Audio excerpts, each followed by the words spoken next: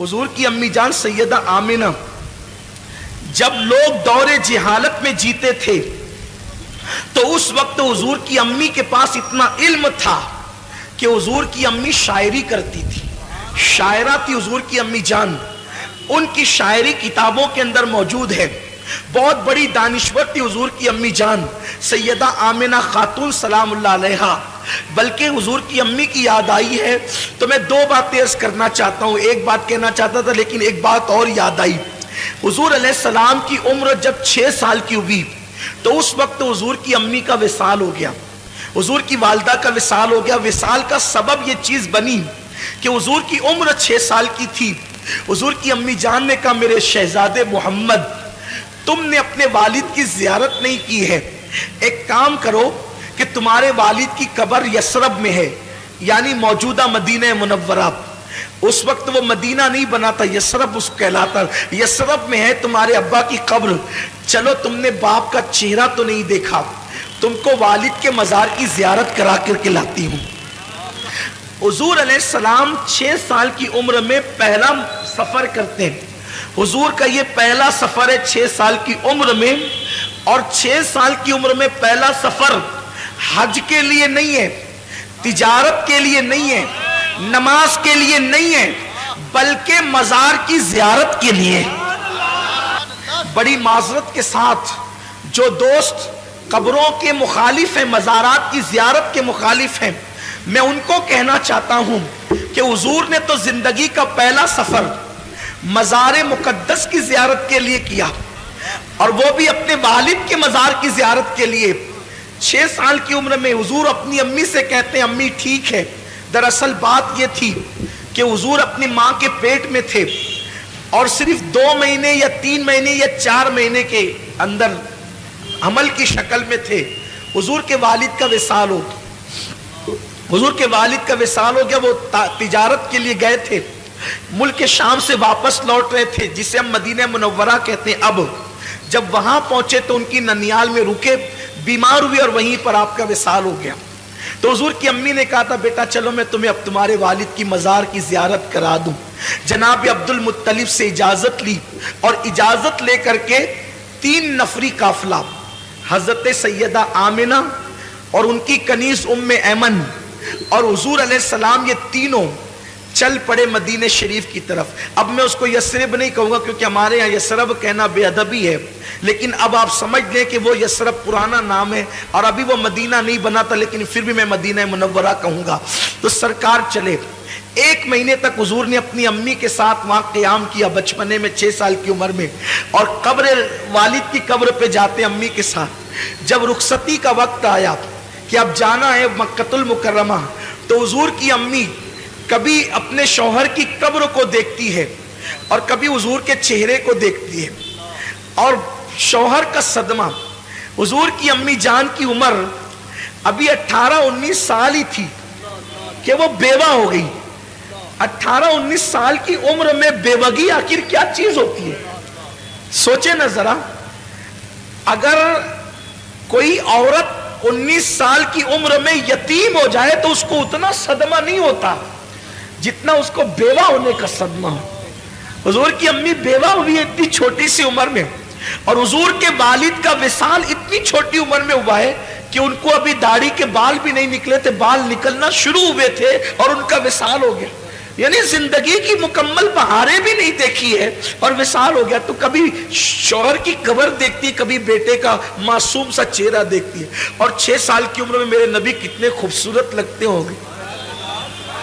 جس کے گالوں کی قسم قرآن یاد کرے والضحیٰ کہہ کر، جس کے زلفوں کی قسم یاد کرے قرآن واللیل کہہ کر، جس کی مانگ کو قرآن گویا کہ مطلع الفجر حق کہے.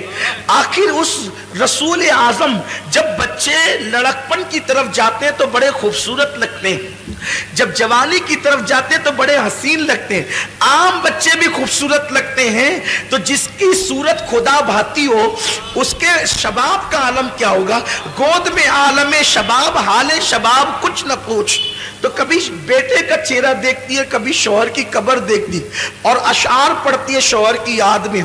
اور بیٹے کا ہاتھ پکڑ کر کے پھر آخری بار قبر دیکھ کر کے نکلتی ہے، اسی میں طبیعت میں تبدیلی شروع ہوئی، طبیعت بدلنا شروع ہوئی، سفر شروع ہوا، یہاں تک کہ مقام ابوا تک پہنچتے پہنچتے اب سفر کی ہمت نہیں رہی، تو ام ایمن سے کہتی ہیں ام ایمن اب میں یہاں سے آگے جانے کی میرے اندر طاقت نہیں ہے، تو ام ایمن کے سہارے اپنی سواری سے نیچے اترتی ہیں، اور نیچے اترنے کے بعد ایک چھوٹا سا ٹیلا تھا جو اب بھی ہے، اس پر چڑھتی ہیں۔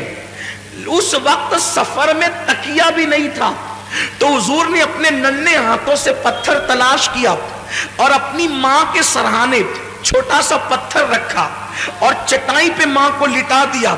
حضور کی امی جان لیٹی ہوئی ہے اور سینے کے پاس اللہ کے رسول، 6 سال کے اللہ کے رسول جلوگر ہیں۔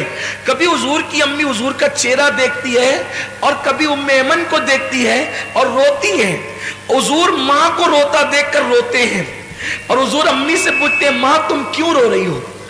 میں جب بھی اپنی ماں کو ماں کہتا ہوں تو صرف اس نیت سے کہتا ہوں کہ میرے نبی نے آمنہ کو ماں کہہ کے پکارا ہے، بس اس یادگار کو زندہ کرنا ہے، اسی لیے ہم اپنی ماں کو ماں کہتے ہیں۔ بس ماں کو ماں کہنے کی وجہ یہ ہے کہ میرے محبوب نے آمنہ کو ماں کہہ کر کے پکارا ہے، اور اللہ اکبر، ساری کائنات جس کو پکارتی ہے، ساری کائنات جس کو پکارتی ہے، اس نے آمنہ کو پکارا ہے۔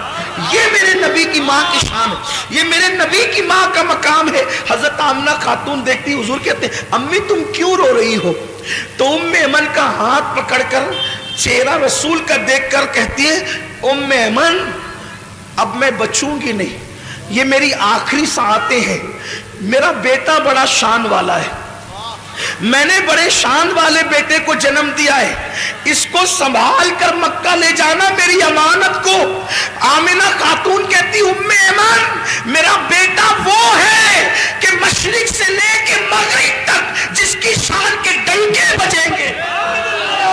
ارے تکبیر! ابھی لوگوں کو پتا نہیں ہے، ابھی لوگوں کو پتا نہیں کہ اللہ کے رسول ہے۔ حضور کی امی کہتی ہے کہ میرا بیٹا وہ ہے کہ مشرق و مغرب میں جس کی عظمت کے ڈنکے بجیں گے۔ اللہ اکبر! اور پھر اس کے بعد کس شان سے نبی کی امی دنیا سے جاتی ہے۔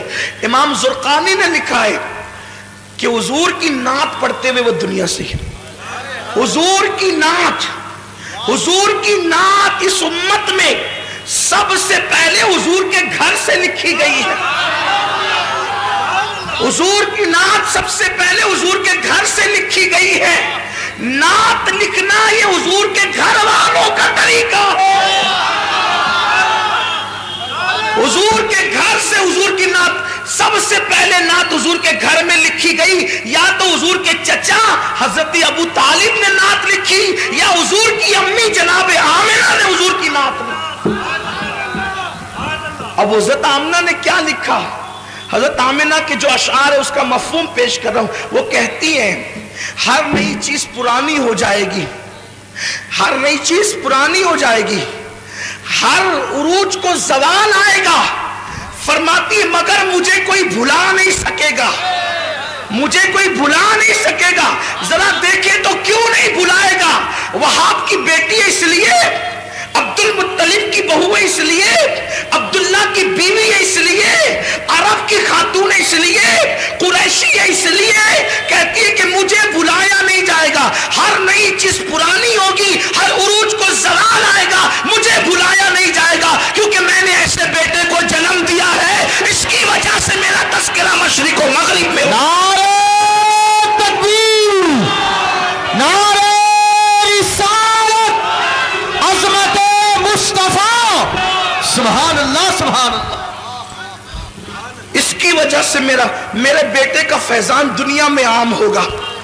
گویا کہ نبی کی نبوت کا اور کس شان سے دنیا سے جا رہی ہے، رسول کے چہرے پہ نظر ہے، زبانوں پہ نعت مصطفیٰ ہے، اور اسی شان سے وہ دنیا سے رخصت ہوتی ہے۔ روتے ہوئے اچانک آنکھیں بند ہو جاتی ہیں۔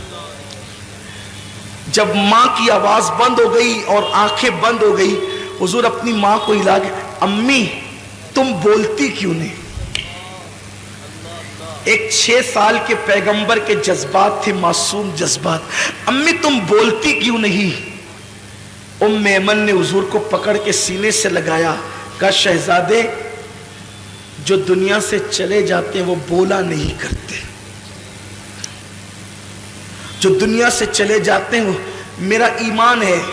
خیر سے ام ایمن نے حضور کو منع کر دیا۔ اللہ کی اس میں ہزارہ حکمتیں تھی، اگر حضور دوسری مرتبہ بول دیتے نا کہ امی تم بولتی کیوں نہیں، تو تاریخ گواہ ہو جاتی کہ حضور کی ماں بول پڑتی۔ جس کے اشارے سے سنگ ریزے بولتے ہیں، جس کے اشارے سے پاگل اونٹ بولتے ہیں، جس سے ہرنی باتیں کرتی ہے، ام ایمن نے کہہ دیا شہزادے جو دنیا سے چلے جاتے ہیں وہ بولا نہیں کرتے، بلکہ ان کو پھر قبر میں دفن کر دیا جاتا ہے۔ تو ماں کو قبر میں رکھنا ہے۔ میں اپنے الفاظ کے جامع میں تاریخی حوالے پڑھ رہا ہوں کہ ماں کو قبر میں رکھنا ہے، تو حضور نے ننھا سا پتھر اپنے ہاتھ میں لیا، ننھے سے گورے گورے خوبصورت ہاتھوں میں، اور اس ٹیلے کو ام ایمن کے ساتھ کھودنا شروع کیا۔ داؤد علیہ السلام کے ہاتھوں پر اللہ نے لوہے کو نرم کر دیا اور حضور کے ہاتھوں پر وہ ٹیلا نرم ہو گیا۔ ام ایمن کے ساتھ مل کر اللہ کے رسول نے ماں کی قبر کھودی۔ شاید یہ پہلی اور آخری قبر تھی جس کو رسول اللہ نے اپنے ہاتھوں سے کھودی تھی، اور کھود کر کے پھر ماں کو لٹا دیا اور مٹی برابر کر دی۔ ام ایمن حضور کو دیکھتی ہے اور کہتی ہے چلو مکے چلنا ہے۔ حضور بڑی معصومیت سے پوچھتے ہیں ام ایمن میری امی، ام ایمن میری امی۔ ام ایمن نے کہا شہزادے مقام ابوا میں قیامت تک تیری ماں کو ہم چھوڑ جاتے۔ جیسے ہاتھ پکڑا اور نیچے اتری، حضور نے ہاتھ چھڑا دیا۔ ام ایمن کہتی حضور نے ہاتھ چھڑا دیا اور دوڑتے ہوئے کہیں چلے گئے۔ میں ڈھونڈنے لگی، کہیں نہیں ملے۔ جب مجھے کہیں نہیں ملے پہ پریشان ہو گئی، آمنہ کی امانت کہاں چلی گئی، آمنہ کی امانت کہاں چلی گئی۔ جب میں ڈھونڈ چکی کہیں نہیں ملے تو میں ٹیلے پہ چڑھی تو کیا دیکھا کہ حضور ماں کی قبر سے لپٹ کر رو رہے ہیں، ماں کی قبر سے لپٹ کر رو رہے ہیں۔ اور میں نے یہ جملے سنے کہ امی تمہیں تو معلوم تھا نا کہ سب کا کوئی نہ کوئی ہے، میرا تو تمہارے سوا اور کون ہے، تم بھی مجھے چھوڑ کر کے چلی، باپ تو پہلے ہی چلے گئے تھے، تم بھی چھوڑ کر راستے میں چلی۔ رو رہے تھے حضور علیہ السلام۔ ام ایمن کہتی میں نے اٹھایا اور کہا کہ چلیے چلیے، یہاں تک کہ حضور کو میں لے کر چلی۔ حضور پلٹ پلٹ کر روتے تھے اور ماں کی قبر کی طرف دیکھ، یہ ماں ہے۔